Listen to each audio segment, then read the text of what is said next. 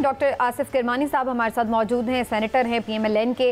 Doctor साहब, जैसे कि ब्रेक पर जाने से पहले मैं बात कर रही थी, आप समझ रहे हैं कि पीएमएलएन को भी इस सारी माहौल के ऊपर परेशान होना चाहिए एज ए जमहूरी जमात कि जिस माहौल में ये इलेक्शन हो रहा है ये तो पहले से ही मुतनाज़ होता चला जा रहा है, तो इसमें जीत का भी, उनकी अगर जीत हो भी गई तो वो कंट्रोवर्शियल रहेगी, और अगर वो फिर भी हुकूमत भी बना लेते हैं तो ऐसी हुकूमत से क्या स्टेबिलिटी कायम हो सकेगी जिस इलेक्शन प्रोसेस के ऊपर ही इतने क्वेश्चन मार्क्स हों? मैं यहाँ जो इमरान साहब ने बात की कि जो कागजात नामजदगी खुसूसन जो ख़वातीन से भी छीने गए, एक तो अगर ये ऐसे वाक़यात हो रहे हैं तो मैं उनकी मज़म्मत करता हूँ, नंबर 1। और मैं दूसरा ये भी समझता हूँ कि ये अगर ऐसे वाक़यात हो रहे हैं, जो सुनने में आ रहा है कि चंद वाक़यात हुए हैं ऐसे, तो ये काम है केयर टेकर सेटअप का, निगरान हुकूमत का और इलेक्शन कमीशन का, to ensure the safety of the candidates, और ताकि तमाम कैंडिडेट्स जो हैं वो टाइम पे अपने कागजात जमा करा सकें।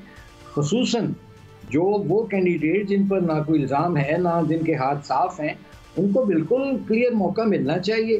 तो मैं तो ज़ाहिर है इस मामले में बड़ा क्लियर हूँ कि अगर और दूसरी बात, और जिन लोगों से ये कागजात छीने गए हैं उनका भी काम है कि सिर्फ वो सोशल मीडिया पर शोर मचाने के या अखबारात में, मीडिया में खबरें देने की बजाय वो उसकी कोई लीगल कार्रवाई करें ना। जी बिल्कुल, वो इलेक्शन कमीशन को भी रुजू कर रहे हैं, आज हाई कोर्ट में केस लगाए, अदालतों में जाएं, FIR दर्ज करवाएं, इलेक्शन कमीशन में जाएं, ताकि उनकी वो दादरसी तो हो।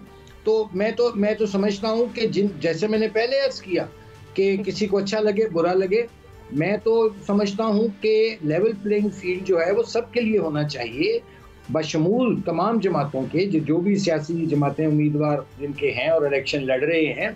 हाँ, लेकिन जिन पे मुकदमात हैं या जो सजा याफ्ता हैं वो ये तो बड़ा क्लैरिटी से आपका मामला आ गया। लेकिन इमरान साहब, ये कैसी अब अजीब बात है, शाह महमूद कुरैशी साहब को जमानत भी मिल गई लेकिन मुसद्दका कॉपी नहीं मिल सकी सुप्रीम कोर्ट के फैसले की दोपहर तक, और फिर वो इतने मामला तवालत का शिकार हुए। अब उनकी रिहाई, कल इतवार आ गया है, परसों 25 मई की वो छुट्टी है, और फिर अब बात ऐसा लग रहा है कि मंगल तक चली जाएगी। तो यानी नाहा की ज़मानत मिलने के बाद भी उनको 3 दिन जो हैं वो जेल में ही गुजारने पड़ेंगे। तो आपको लगता है कि ये कोई डेलिब्रेटली ऐसे किया गया है या वाकई ये बड़ा नॉर्मल है कि इस तरह से हो जाए? समीना, पहली बात तो ये है कि अगर PTI के बस में हो तो वो भी मुस्लिम लीग नून पर ये डाल दे कि ये भी शायद मुस्लिम लीग नून की वजह से नहीं हुआ कि रोबकार नहीं मिले।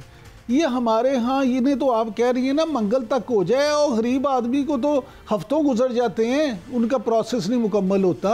लिहाजा मुस्लिम सुप्रीम कोर्ट में अगर ज़मानत हुई है तो आज उनकी साहिबजादी जो है मेहर बानो कुरैशी, वही TV मीडिया से बात करते हुए बता रही थी कि हमें जब वो कॉपी मिली तो इतनी लेट थी कि जब आगे गए तो वो दफ्तरी बंद। लेकिन आपको लगता है कुरैशी साहब, चलिए जब भी रहा हाँ जी, वो बाहर अगर निकल आते हैं तो पाकिस्तान तहरीक इंसाफ के लिए एक अच्छी उनकी हो सकती है लीडरशिप, क्योंकि जाहिर ऐसा लगता है क्योंकि वाइस चेयरमैन है वो, तो आगे शायद मामलात भी देख सकें, तो वही लीड करेंगे फिर, या फिर इस पे अब कोई कंट्रोवर्सी रहेगी? देखिए, असल चीज़ ये है कि बानी जो हैं PTI के इमरान खान साहब, उन्होंने तो अपना जानशीन शाह महमूद कुरैशी साहब को मुकर्रर नहीं किया, उन्होंने तो गौहर अली खान साहब को बैरिस्टर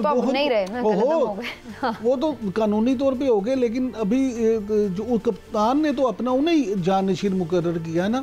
इसलिए अगर ये जानशीन मुकर्रर करने से पहले शाह महमूद कुरैशी साहब लीड करते तो शायद ज़्यादा मजबूती होती।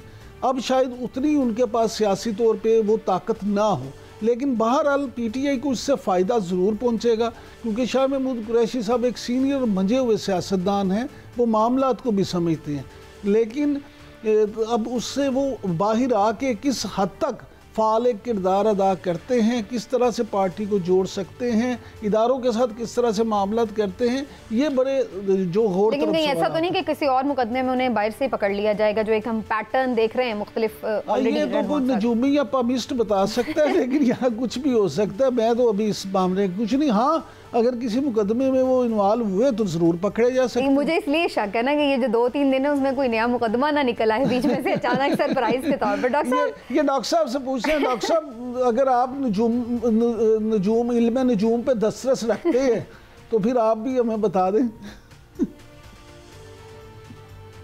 मैं अगर इमरान भाई इल्म नजूम पे दस्तरस रखता, वो बड़ा मुनाफे बख्श कारोबार है, मैं ये सियासत में क्या कर रहा हूँ। सवाल ये है कि मैं इसमें ये करना चाहता हूँ कि देखिए कि जो भी मुकदमात हैं और जिन लोगों पे भी हैं, ठीक है, जैसे नवाज शरीफ पर मुकदमात बने, झूठे मुकदमात थे, हम कहते थे झूठे हैं, बेबुनियाद हैं, लेकिन नवाज शरीफ ने जेल काटी, ज़ाती तकलीफ मुश्किलात से तौहीन अमेज़ रवैये बर्दाश्त किए, लेकिन बिलाखिर वो अदालतों ने उस सब को उनको सुरखरू किया।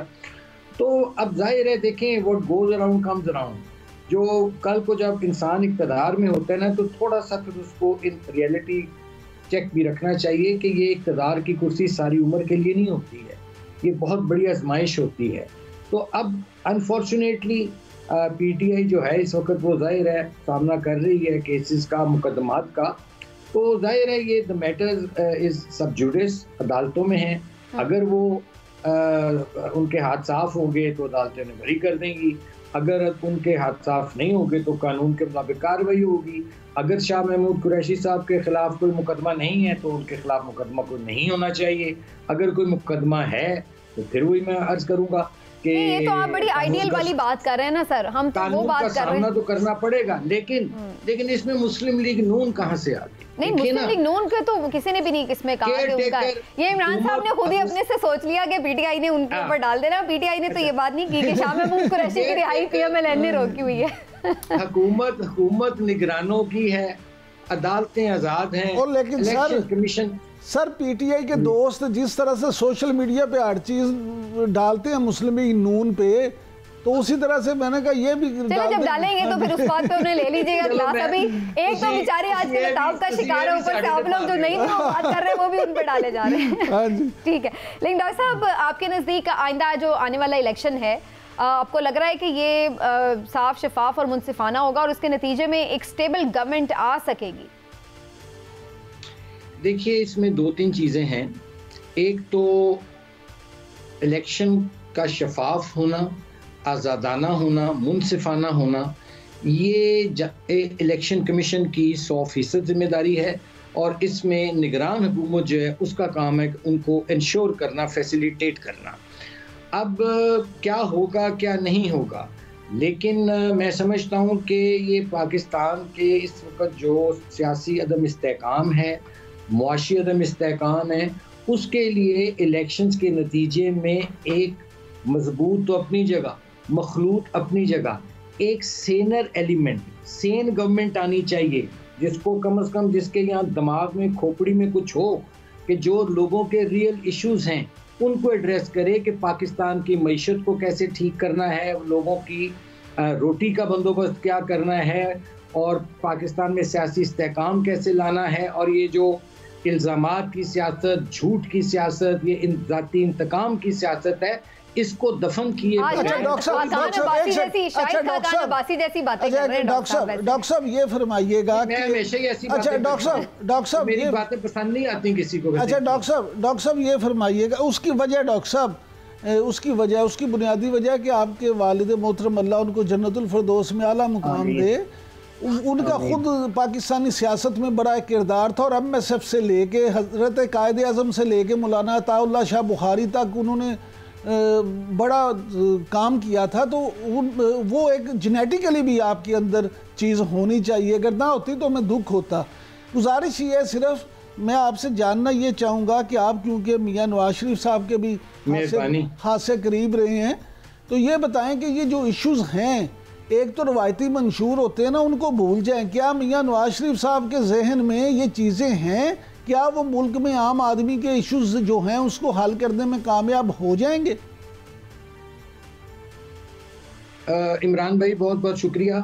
मेरे वालिद तो, मैं तो तीसरी नस्ल का मुस्लिम लीगी हूँ और 1940 से मेरे वालिद कायद आज़म के कारकुन के तौर पर उन्होंने काम शुरू किया था। बहरहाल आपकी मेहरबानी, आपने अच्छे अल्फाज में याद किया।